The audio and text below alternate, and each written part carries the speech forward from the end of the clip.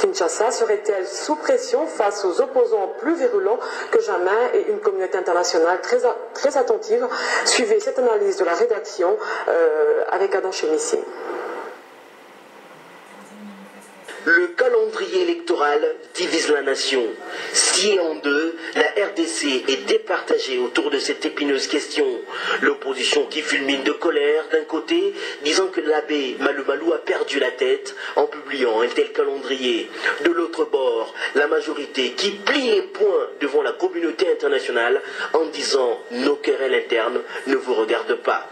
Et depuis, on assiste à une véritable tempête de sable de l'opposition contre la majorité.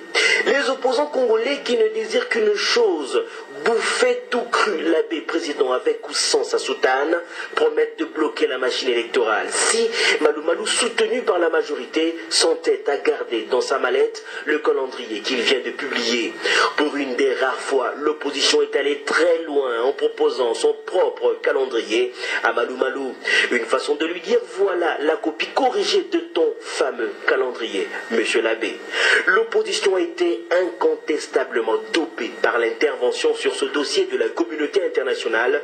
L'Occident veut un calendrier global. Quid des sénatoriales et des provinciales dont les dernières élections datent de 2006? Pourquoi autant d'années sans rien?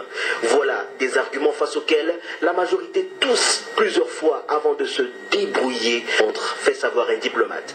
La communauté internationale a donné le ton que désormais elle restera vigilante face aux questions électorales. Kinshasa est donc sous pression. Alors ces questions, l'opposition a-t-elle le pouvoir de bloquer l'organisation des élections? L'opposition peut-elle obliger l'abbé Apollinaire Malou Malou à lui tendre l'oreille? Eh bien, oui. Si l'opposition fait bloc et décide de retirer tous ses représentants à la CENI et que ces derniers abandonnent effectivement leur bureau, il y aura blocage. La CENI ne peut et ne saura jamais organiser les élections sans la participation de l'opposition.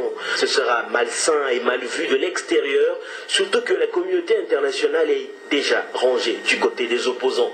Alors, tout cela ouvrira la voie aux négociations afin d'obtenir un calendrier accepté par tous.